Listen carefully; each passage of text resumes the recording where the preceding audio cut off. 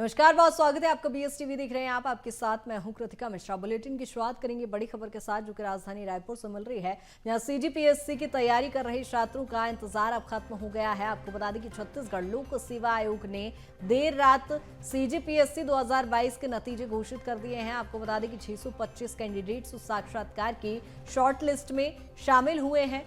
15 से 18 जून तक मुख्य परीक्षा की गई थी आयोजित। आपको बताते चलें 17 अगस्त को ये मुख्य परीक्षा के परिणाम घोषित किए गए हैं और संजय धीवर को 8वीं रैंक मिली है। देवाशीष कुर्रे भी 12वीं रैंक उन्होंने हासिल की है और आपको बता दें कि छत्तीसगढ़ का नाम रोशन किया है। संजय धीवर को 8वीं रैंक और वहीं देवाशीष कुर्रे को 12वीं रैंक प्राप्त हुई है। आपको बता दें कि सीजीपीएससी ने रिजल्ट्स घोषित कर दिए हैं। देवाशीष कुर्रे को 12वीं रैंक मिली है और वहीं संजय धीवर को 8वीं रैंक मिली है, जहां छत्तीसगढ़ के लिए बड़े ही ये गौरवान्वित करने वाली बात है, जहां आपको बता दें कि छत्तीसगढ़ वासियों का नाम रोशन किया है दोनों ही छात्रों ने। हेलो मम्मी, पापा कहाँ है? मम्मी डिप्टी कलेक्टर बन गया मैं। भाई सच्ची सच्ची आंटी बन गया। आपका बेटा डिप्टी कलेक्टर है आंटी। डिप्टी कलेक्टर बन गया आंटी, बधाई हो। पापा उठा मार्च कर। हेलो पापा। हाँ पापा, डिप्टी कलेक्टर बन गया मैं। हेलो मम्मी, पापा कहाँ है? मम्मी डिप्टी कलेक्टर बन गया मैं। भाई सच्ची सच्ची आंटी बन गया।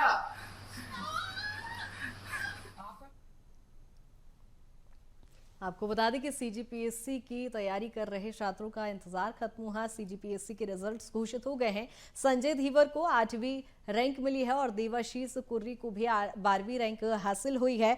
और देवाशीष भी ज्यादा चर्चा के लिए हमारे साथ जुड़ गए हैं। देवाशीष, बहुत स्वागत है बीएसटीवी में आपका।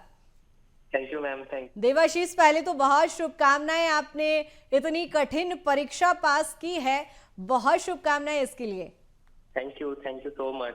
और पहला सवाल भी यही कि कितना कैसा महसूस आप कर पा रहे हैं, चूंकि जब परीक्षा अभी हमने भावुक क्षण कर देने वाले कुछ वीडियोस भी देखे, जहां संजय धीवर का ये वीडियो था जहां वो रोते हुए भी दिखाई दे रहे हैं। बहुत खुशी वाला ये पल होता है, लेकिन फिलहाल आप कैसा महसूस कर पा रहे हैं? मैं भी जब रिजल्ट आया था तो काफी इमोशनल हुआ था, जैसा कि वीडियो में भी दिख रहा है। और मेरे पास मेरे फ्रेंड्स थे यहाँ पे, मैं एकेडमी में हूँ अभी फिलहाल। तो मेरे जो असिस्टेंट डायरेक्टर ट्राइबल फ्रेंड्स थे उन लोग सब आ गए और अचानक से जब बताने लगे तो पहले तो मेरे को बिलीव नहीं हुआ कि I have made it through. फिर धीरे धीरे वो सिंक इन हुआ, तो उसके बाद फिर मैंने घर पे बात की और अब थोड़ा सा फील होने लगा है कि यस दिस इज इट, और नहीं पढ़ना पड़ेगा। रिलीफ भी फील हुआ। ओके देवाशीष, मम्मी पापा को जब इस बात की जानकारी दी या उन्हें जब पता चला तो उनके क्या कुछ रिएक्शंस थे?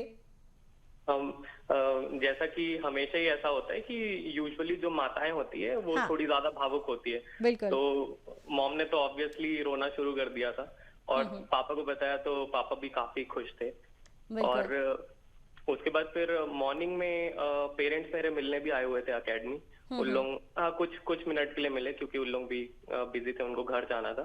तो सुबह उन लोग मिलने आ गए थे और मिठाइयाँ वगैरह लेके आए थे, काफी खुश थे सब। फिर धीरे धीरे घर से बाकियों के कॉल्स भी आने लग गए। सब काफी खुश थे। बिल्कुल देवाशीष, हमारे साथ संजय धीवर भी जुड़ गए हैं। संजय से भी जानने की कोशिश करेंगे कैसा महसूस कर रहे हैं। संजय, बहुत स्वागत है बीएसटीवी में आपका। जी गुड मॉर्निंग, धन्यवाद बहुत बहुत। संजय, कैसा महसूस कर पा रहे हैं? पहले तो बहुत शुभकामनाएं, फिलहाल कैसा फील कर रहे हैं आप? जी बहुत अच्छा फील कर रहा हूँ। ये था कि जिस सपने को इतने साल से जी रहे थे, आज फाइनली वो पूरा हुआ है, तो काफी अच्छा लग रहा है। जब आपने घर पे मम्मी पापा को बताया तो क्या कुछ रिएक्शंस थे और तुरंत कैसा महसूस हुआ, कि विश्वास हुआ था कि वाकई आप ये परीक्षा चयन में शामिल होंगे?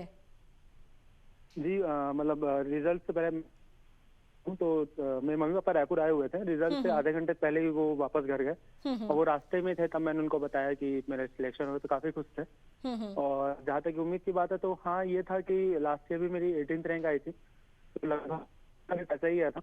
और तो बस मुझे इंटरव्यू में थोड़ा इम्प्रूवमेंट करना था, तो ये तो था कि ठीक ठाक रैंक आ जाएगी, बट टॉप 10 का उतना सोचा नहीं था, बट हाँ मेरा रैंक तो ठीक ठाक आएगी सोचा ही था।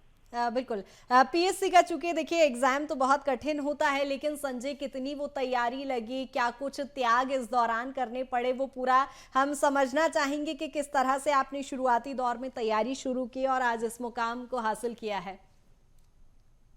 तैयारी तो काफी टफ थी और काफी एक्सरसाइजेज भी करने पड़ते हैं, आपको अपना टाइम मैनेज करना पड़ता है और जो एक रेगुलर रूटीन है वो बनाना पड़ता है। और ये मेरा 4th अटेम्प्ट था। इससे पहले मेरे फर्स्ट अटेम्प्ट में मैंने मेंस दिया, सेकंड मैंने इंटरव्यू दिया बट कोई पोस्ट नहीं मिल पाई थी। थर्ड में मुझे 18th रैंक आया था, तो अकाउंट ऑफिसर की पोस्ट मिली थी और करेंटली 4th अटेम्प्ट था मेरा ये, जिसमें डिप्टी कलेक्टर में सिलेक्शन हुआ है। और देवाशीष से भी जी देवाशीष से भी मेरा यही सवाल है। देवाशीष, जब आप तैयारी कर रहे थे तो शुरुआती दौर में कितनी चुनौतियां, कितनी कठिनाई और क्या कुछ त्याग करना पड़ा, कैसे तैयारी की? मैंने 2021 में प्रिपरेशन शुरू किया था और ये मेरा सेकंड अटेम्प्ट था। पहले अटेम्प्ट में मुझे असिस्टेंट डायरेक्टर ट्राइबल मिला था, 79th रैंक थी, और इस बार मुझे डिप्टी कलेक्टर अवार्ड हुआ है। तो जब मैंने शुरू में प्रिपरेशन शुरू किया था, आई वॉज क्लूलेस, पहले तो पता नहीं था।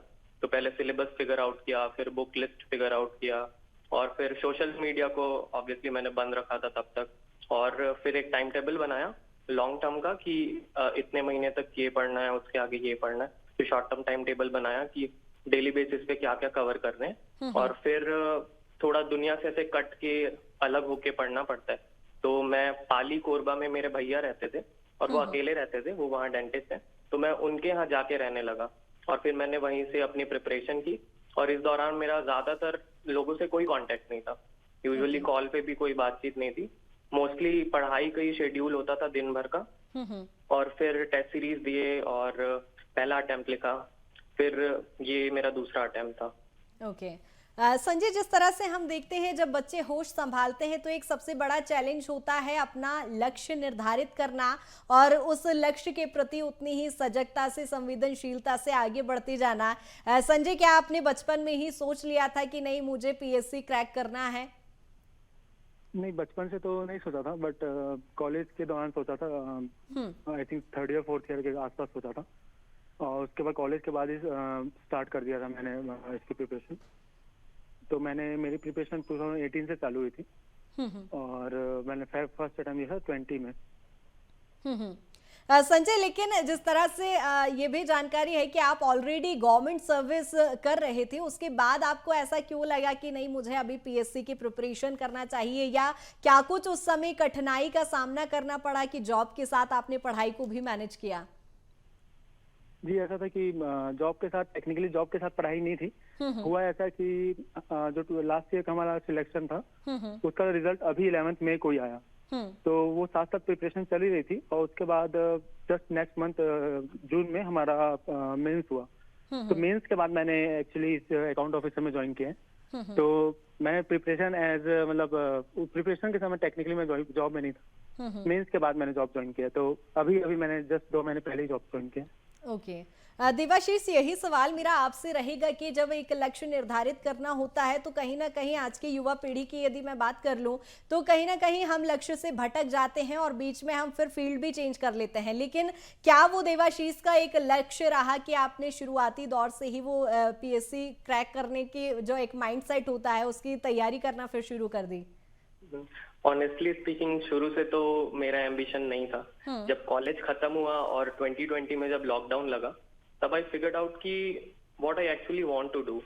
फिर मैंने एक बार एसएसबी भी अटेम्प्ट किया था, जो कि एफकेट का था, एयरफोर्स के लिए, और वहां जाके मेरे को रियलाइज हुआ कि सर्विस ही करना है। तो इसलिए मैंने पहले तो गवर्नमेंट सर्विस की तरफ मेरा रुझान वैसे बढ़ा था। उसके बाद फिर जैसे मैंने रैशनल ऑप्शन फिगर आउट किए, तो मेरा तो एम्बिशन शुरू से नहीं था, लेकिन मेरे पिताजी का जरूर था। उसके बाद फिर रेगुलरली यूट्यूब वगैरह में ना टॉपर्स के वीडियोस आते रहते थे, तो मैं उसको देखते रहता था। फिर मेरा इंटरेस्ट इस तरफ आने लगा। फिर मेरी जो बड़ी बहन है उसने 2020 में ही मेंस लिखा था, तो उन्होंने भी थोड़ा सा मोटिवेट किया था इसके लिए। तो ऐसे फिर मैंने प्रिपरेशन 21 में शुरू की थी। बिल्कुल, यानी घर में ही प्रेरणा मिलती रही दीदी को देखकर।